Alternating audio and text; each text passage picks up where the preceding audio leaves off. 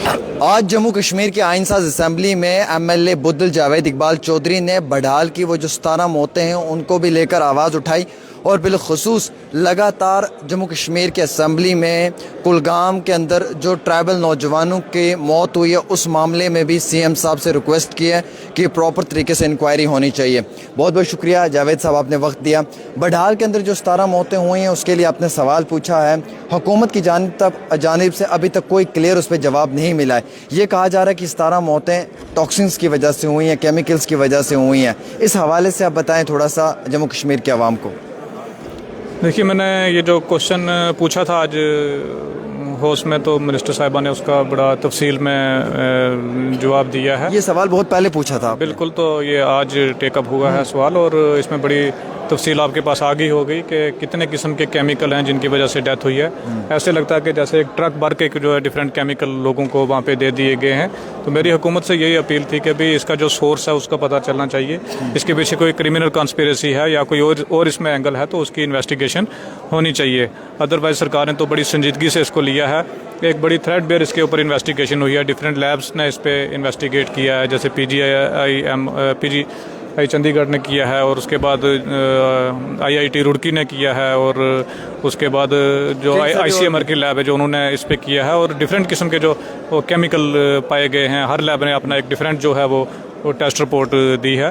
तो मेरी सरकार से यही अपील थी कि इसको एक पिन पॉइंट किया जाए कि किस सोर्स में था और रीज़न क्यों था, क्योंकि ऐसे तो नहीं कि भाई कोई खुशी से 17 लोग खा के वो पॉइजन मर गए, और वो सभी लोग जो हैं वो 2-2, 3-3 किलोमीटर के डिस्टेंस पे रहते हैं, और उनके जो फूड सोर्स हैं वो डिफरेंट हैं, और उनके जो पानी का सोर्स है वो डिफरेंट है।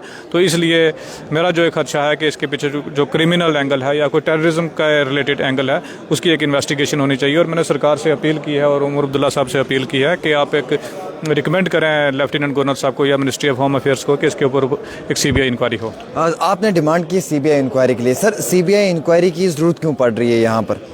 देखिए, अभी तक पता नहीं चल रहा है, क्योंकि मुझे थोड़ा इसमें एक मिस्टीरियस चीज़ है, एक सस्पिशन है, क्योंकि वहाँ पे ऐसा कुछ कोई डिस्प्यूट नहीं है या कोई ऐसा लड़ाई झगड़ा किसी का नहीं है कि जिसकी वजह से कोई किसी को पॉइजन दे देगा। और जब फूड सोर्स उनके डिफरेंट हैं, शॉप्स डिफरेंट है जहाँ से वो अपना फूड ग्रहण खरीदते हैं, पानी के सोर्स डिफरेंट हैं, तो फिर इससे मुझे एक क्वेश्चन अराइज होता है कि शायद ये कहीं कोई दूसरा एंगल तो नहीं, कहीं ऐसा ना हो कि हम सिर्फ वो हेल्थ वाला पार्ट जो है वो डिस्कस करते रहें और इसमें कोई टेररिज्म वाला एंगल ना हो, जैसे कठुआ में मिस्टीरियस डेथ होगी, कुलगाम में हो गई, और ये सारे कहीं रिलेटेड केस ना हो। सर, कुलगाम के अंदर भी आपने देखा कि एक DYSP ने लात मारी है एक औरत को, वो अपने बच्चे की डेड बॉडी को लेकर प्रोटेस्ट कर रही थी। जब जमहूरियत में ऐसी चीज़ें सामने आती हैं तो क्या कहना है सर? देखो, वो एक बड़ा शर्मनाक हादसा है, ऐसा नहीं था होना चाहिए, और वो बहुत गलत हुआ। हमने उसकी मजम्मत की है, पूरे हाउस ने मजम्मत की है, सभी लेजिस्लेचर ने जो है उसकी मजम्मत की है, लेकिन अनफॉर्चुनेटली जो होम डिपार्टमेंट है वो हमारे पास नहीं है, लॉ एंड ऑर्डर हमारे पास नहीं है, नहीं तो अभी तक हम उस पर एक्शन कर पाते। सर, क्या आप ये डिमांड करेंगे कि कुलगाम वाले मामले में जुडिशल प्रॉब होना चाहिए, जैसे कि बाकी नेता लोग भी जो हैं वो जुडिशल प्रॉब के लिए डिमांड कर रहे हैं? बिल्कुल, जुडिशल प्रॉब होना चाहिए। आज मैंने देखा है कि वहाँ BJP की टीम भी वहाँ नोटंकी करने पहुंची है, लेकिन मेरी अपील रहेगी हुकूमत के साथ कि अगर आप खासकर लेफ्टिनेंट गवर्नर साहब की हुकूमत के साथ और मिनिस्ट्री ऑफ होम अफेयर के साथ कि अगर आप इतने संजीदा हैं, आपकी वहाँ पे टीम पहुंची है, तो फिर आप इसके ऊपर एक प्रोब जो है वो करना चाहिए और उसका रीज़न पता लगाना चाहिए कि वो जो 3 लोग बेचारे मजदूरी करने गए थे तो उनकी डेथ कैसे हुई, क्या रीज़न है। सभी लोग जानना चाहते हैं, जो 10 लाख 15 लाख हमारी ट्राइबल कम्युनिटी है वो जानना चाहती है रीज़न। सर, जब प्रोटेस्ट करने के लिए हमारी ही कौम से, ट्राइबल कम्युनिटी से लोग जब सड़कों पे उतरे तो लाठी चार्ज हुई। सर, जमहूरियत में अधिकार है प्रोटेस्ट करने का सर, लेकिन यहाँ प्रोटेस्ट करने पे भी जो है वो औरतों को पीटा जा रहा है। तो क्या लगता है कि कैसा माहौल बन चुका है जम्मू कश्मीर का? क्या खौफ और डर नहीं है जहन में? ये बहुत आपने एक वैलिड क्वेश्चन पूछा है कि भाई वहाँ पे लाठी चार्ज हुआ है, क्योंकि जम्मू कश्मीर में डेमोक्रेसी नहीं है, यहाँ पे लिमिटेड डेमोक्रेसी है, फुल डेमोक्रेसी यहाँ पे नहीं है। ये उसकी वजह से हो रहा है, जो ड्यूल पावर सिस्टम है उसकी वजह से हो रहा है, एक अथॉरिटी नहीं है, कई पावर सेंटर हैं, उसकी वजह से हो रहा है ये। और मैं काफ़ी देर से, पिछले 3 महीने से ये आवाज़ उठा रहा हूँ कि ये जो इलेक्शन हुआ है ये भी पब्लिक के साथ एक धोखा है, पब्लिक के मैंडेट के साथ एक धोखा है तो ये नहीं था। धोखा कैसा है सर? ये धोखा है क्योंकि पावर की अथॉरिटी डिफरेंट है, लॉ एंड ऑर्डर हमारे पास नहीं है। आज हम पब्लिक को क्या जवाब देंगे? पब्लिक ने एक बड़ी उम्मीद के साथ हमें वोट दिया है। आज हम बडहाल के केस में कुछ जवाब नहीं दे पा रहे हैं, आज हम कुलगाम के केस में कुछ जवाब नहीं दे पा रहे हैं, आज हम कठुआ वाले केस में कुछ जवाब नहीं दे पा रहे हैं। अगर लॉ एंड ऑर्डर हमारे पास होता, पुलिस हमारे पास होती, हम इसको इन्वेस्टिगेट करते, हम DGP साहब को होश में तलब करते तो इस चीज़ का आंसर लेते कि क्या ये इसकी वजूहत क्या है। तो ये ड्यूल पावर सिस्टम की वजह से हो रहा है। और इस ड्यूल पावरलेस की बात नहीं कर रहा हूँ मैं, ड्यूल पावर सिस्टम, पावर जो है ड्यूल पावर सिस्टम है उसकी वजह से हो रहा है। एक अथॉरिटी नहीं है जिसको हम अकाउंटेबल बनाएं। सर सबसे इम्पोर्टेंट चीज़ रहती है कि जैसे आपने कहा कि आपको आवाम में लोगों ने वोट देकर जीता कर यहाँ भेजा है, अब लोगों के मुद्दों पे बात करनी तो दिक्कत आप लोगों को आ रही है। क्या आपको ये पहले से ही मालूम था कि इस तरीके की मुश्किलात आप लोगों को आएंगी? देखिए, पहले से हमारे साथ प्राइम मिनिस्टर साहब ने वादा किया था कि स्टेटहुड बहाल होगी, पहले इलेक्शन होंगे उसके बाद स्टेटहुड बहाल होगी।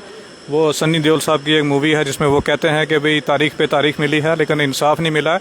लेकिन हमें वहाँ यहाँ पे वो स्टेटहुड की तारीख ही नहीं मिल रही है कि वो तारीख कौन सी तारीख है जब स्टेटहुड बहाल होगी। तो हमने इसी उम्मीद पे इलेक्शन कंटेस्ट किया था कि स्टेटहुड बहाल होगी, हम लोगों के कामकाज करेंगे।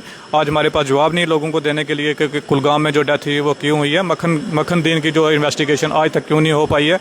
अगर ये लॉ एंड ऑर्डर हमारे पास होता तो आज अब मक्खन दीन के जो कल्प्रिट हैं, जो उसके मर्डरर हैं, जिन्होंने उसका कत्ल किया है, वो सलाखों के पीछे होते।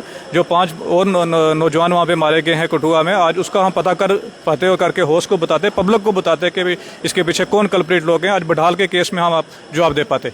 सर अगर यही हालात रहे 4 साल के बाद आपने आवाम के बीच में जाना है और 4 साल तक अगर रियासत नहीं आई, यहाँ पर ड्यूल पावर सिस्टम रहा तो आप लोग काम नहीं कर पाएंगे। 4 साल के बाद जब आवाम के बीच में जाएंगे लोग सवाल पूछेंगे कि आपने 4 सालों में क्या किया है, तो क्या जवाब देंगे उस वक्त? देखिए, जो डेवलपमेंट का पार्ट है वो हमारे हाथ में है, वो हम कर रहे हैं और पब्लिक अवेयर है सारी इस चीज़ से। पब्लिक सब जानती है कि क्या है और क्या हो रहा है हमारे साथ, पब्लिक इस चीज़ को जानती है। और पब्लिक के जो डेवलपमेंट के काम हैं वो सारे टेकअप हो रहे हैं और वो अच्छे से होंगे इंशाल्लाह। और इसका जवाब पब्लिक खुद देगी, जो ड्यूल पावर सिस्टम को चला रहे हैं उनको पब्लिक खुद जवाब देगी। बहुत बहुत शुक्रिया। हमारे साथ जावेद इकबाल चौधरी साहब थे जिन्होंने पूरे तफसीलात में से इंटरव्यू में बताया।